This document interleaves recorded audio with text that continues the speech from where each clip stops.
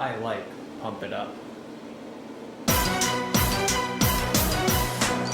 This is my Pump It Up arcade cabinet. I bought it from a guy in Idaho who had gotten it from an arcade in the Midwest. It's in remarkable shape for its age. When I brought it home, the machine had all original hardware, and it pretty much all works as it should. I had to replace the speakers as one of them had blown out, but everything else I've done to the cab was just to get it running modern pump mixes. Even still, I have a lot to do to modernize this machine and make it much nicer to play on. To name a few items to address: the wood board behind the LCD needs to be painted in order to match the rest of the cab. The bars are pretty wobbly and the player 1 side makes some really unpleasant noise. The lights underneath the panels on player 2's side are so dim you can't see them in most conditions. The stage is of course bracketed, and the panels are fairly undersensitive compared to a well-maintained modded machine. The cable runs at the back of the cabinet are a mess and need to be tidied up. There isn't a good way to capture video from the cab without adding to the aforementioned mess. Given the scope of this project, I figured it'd be neat to document the process in this video series. Alright, so here's what the cab's power setup looks like right now. If I come around the left here, there is the surge protector. It's got a few things plugged into it. One is the cab's AC inlet. The switch there is just always flipped on, and then I power on the cab by flipping the surge protector switch. It's also plugged into the monitor in front. Now, this is kind of annoying because the monitor uses a proprietary power supply. It's got this wall wart here, and the cable is really not very long, which is pretty much what necessitated this setup to begin with. Because the cleanest way I can run this really is to have this cable go up and underneath the marquee box and down to the monitor. It's pretty janky, and what I'd like to do is have this powered from inside the cabinet, and then there's a hole in the board there that I can run the cable through. And if I run it through there, I should be able to reach the rest of the power components.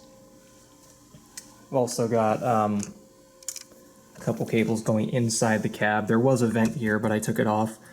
I would like to put it back, after I get these more integrated. One of these is going to the PC, the Mark 9, and I don't remember what this one's going to. Oh, I think it's a VGA splitter. The unpainted wood sticks out like a sore thumb, but before I can fix it, I need to deal with that cabling. To fix this, I'm going to be mounting a surge protector inside the cab near the main power box. The surge protector will be wired to the AC receptacle on the outside of the cab, and from there will feed the rest of the cab components. To start, I remove the cabling from the side of the cabinet and open the back.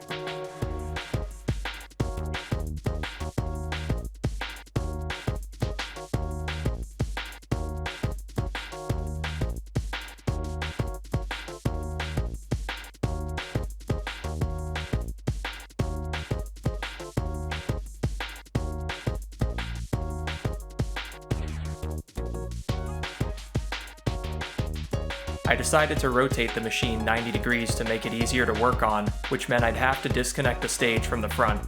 In this case, it wouldn't have mattered since the screws for the stage connector box go into metal threads, but in general I try to avoid taking out screws on the cab itself any more than necessary. The cab is made of MDF, so doing so can wear down the screw threads. Because of this, I figured I might as well clean the front windowed portion while I have the box undone.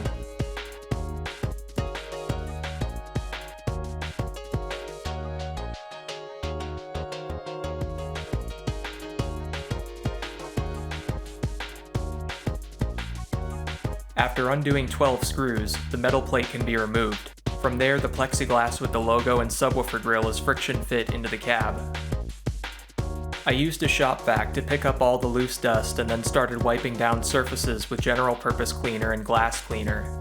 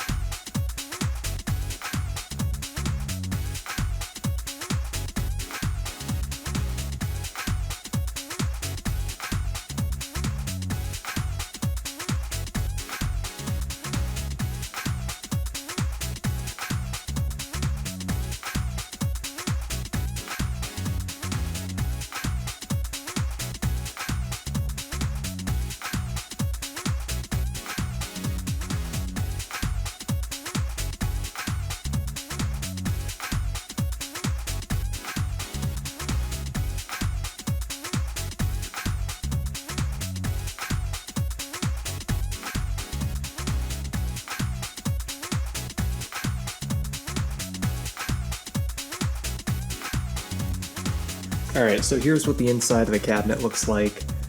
There is a lot going on here, a lot I'd like to clean up. This home-built Mark 9 I'd like to put in a proper case instead of just having it on this plexiglass test tray. I got some extraneous cabling from when I was putting the monitor in. There's this VGA splitter box here that I'm not sure whether or not I'm going to keep in there because the Mark 9 is using HDMI. The JAMA board is kind of just loose and it's kind of free floating in here. So lots to deal with, but to start with, I'm going to focus on the power stuff.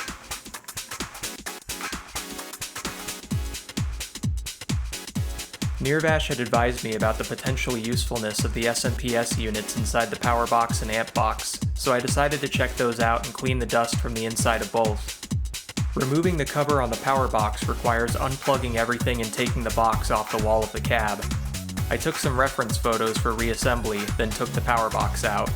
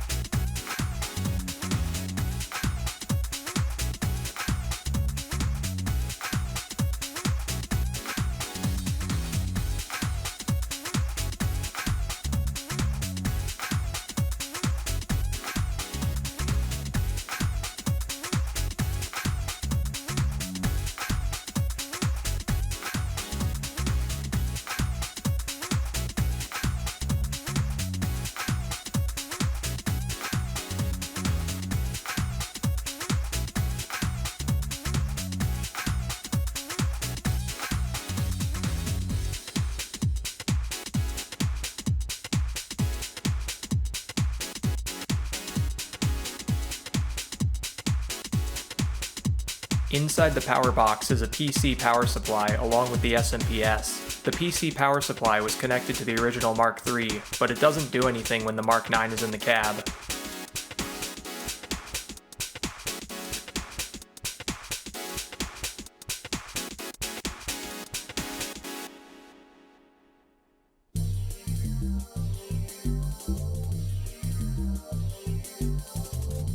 Next up was the amp box. On the outside it looks very similar to the power box, though the arrangement of connectors is different and there's no terminal block.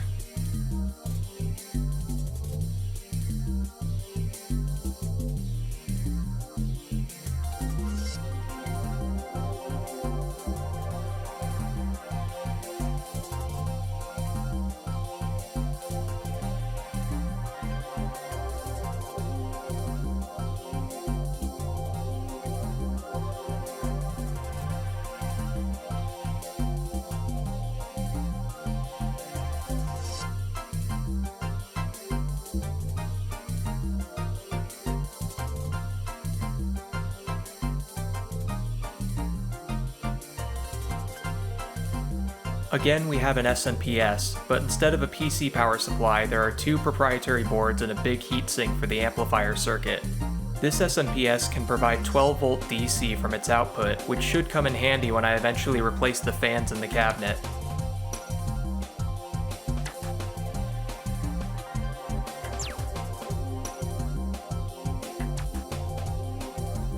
Alright, so this is the AC inlet from the cab. I went ahead and removed it.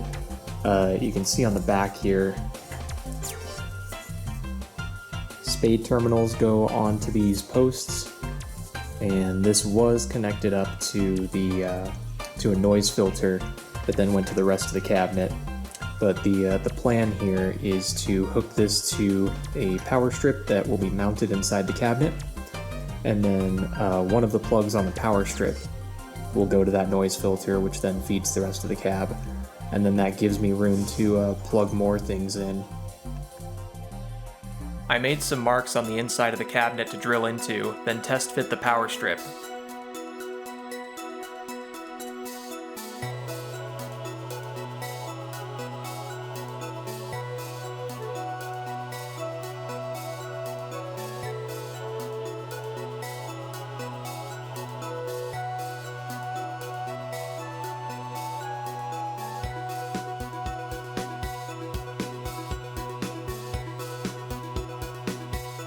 After that, it was time to snip the cable and wire it to the AC inlet.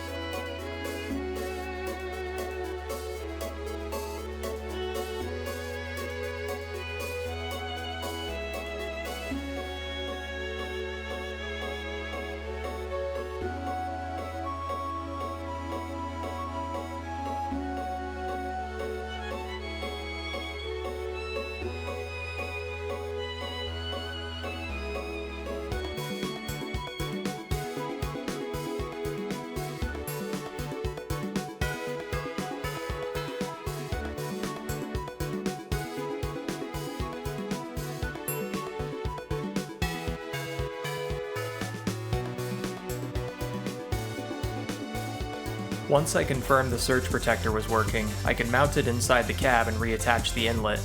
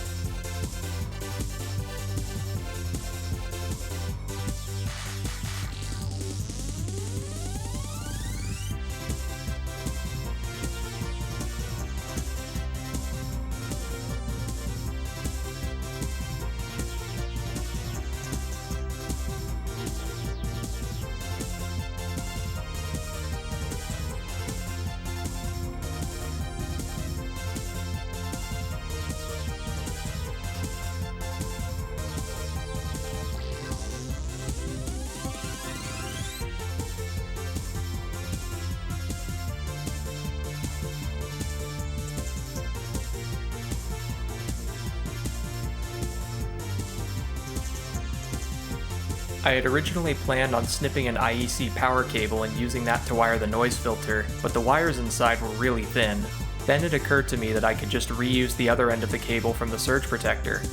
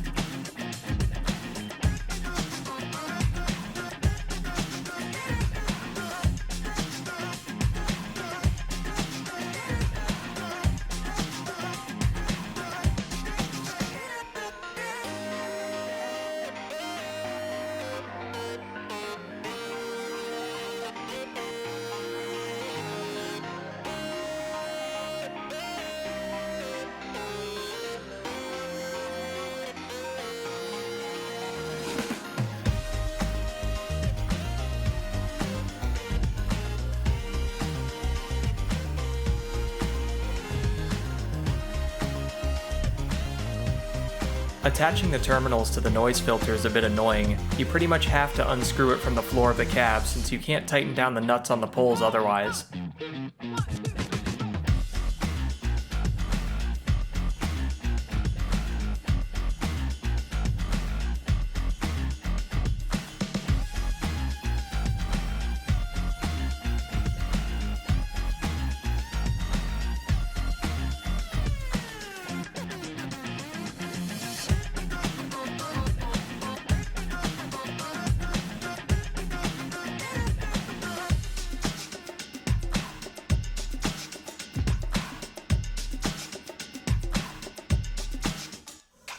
Alright, so this is an annoying little oversight that I made.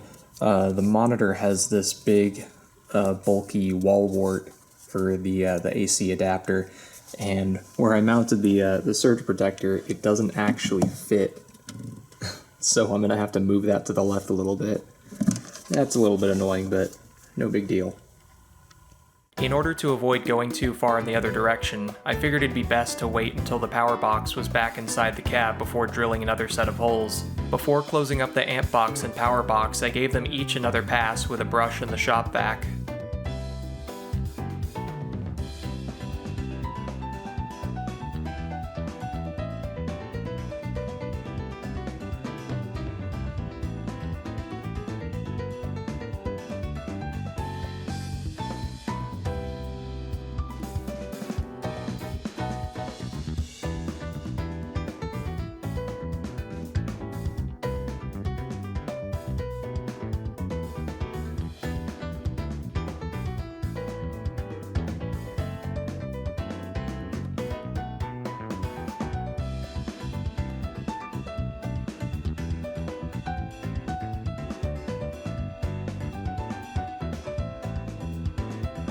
It was time to connect everything back up inside the cab.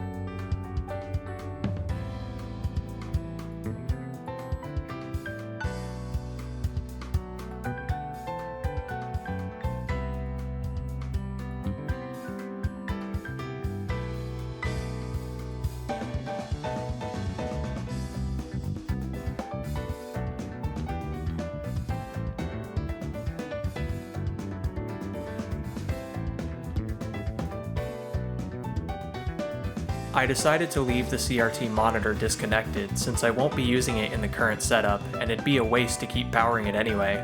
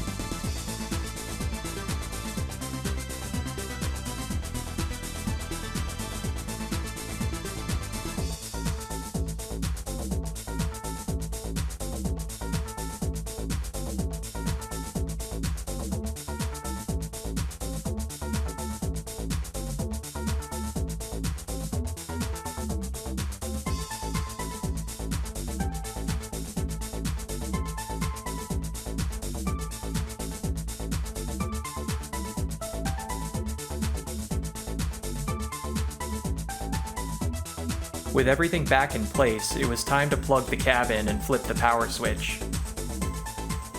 Alright, so it looks like I did screw something up, because if I hit the switch here, the power strip lights up, the computer powers on, can't see it from here, but the monitor powers on, but the rest of the cab just does nothing.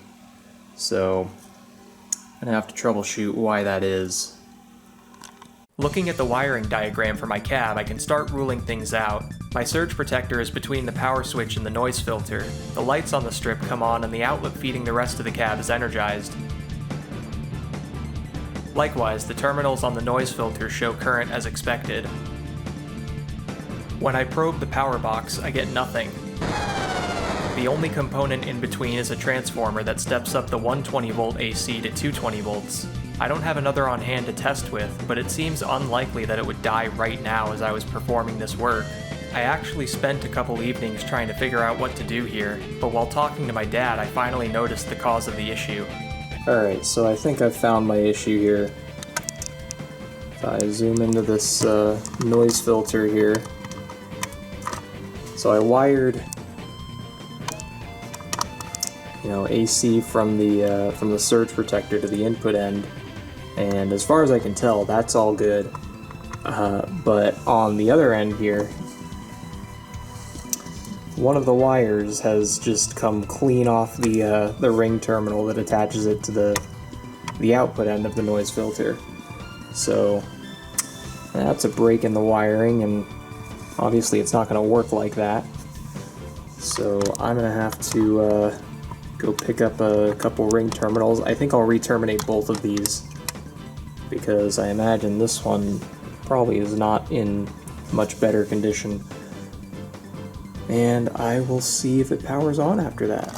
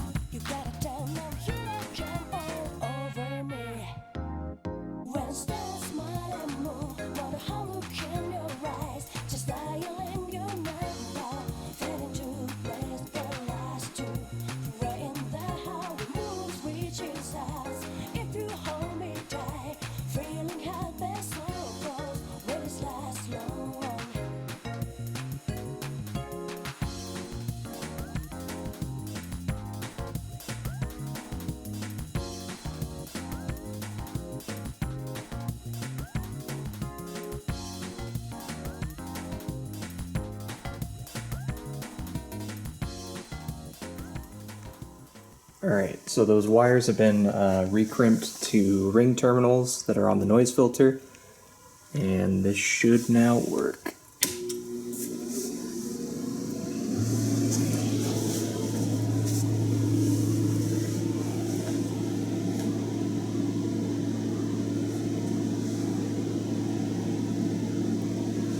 Got the marquee box that's lit up, and obviously the fans are running.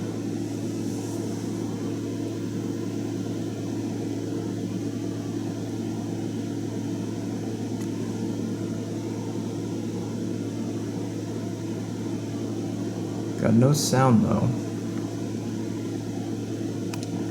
Suppose that's next. More probing followed. The amp box is not getting power, and thus anything controlled by it does nothing. This didn't actually take that long to figure out, thanks to something I noticed when powering on the cab.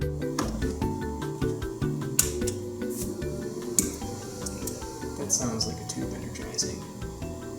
I left the CRT disconnected at the terminal block, so the tube shouldn't be getting any power. It turns out the terminal block on my power box is mislabeled, and it was actually the amp box that was disconnected. I reconnected the terminals and fired up the machine once more.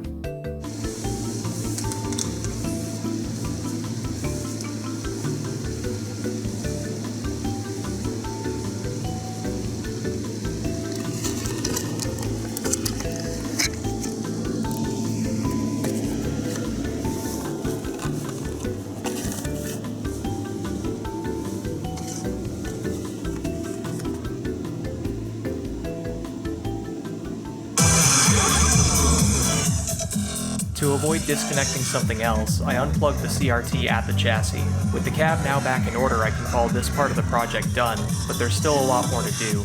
In the next video, I'll be painting the bezel replacement black so that it fits better with the rest of the cabinet.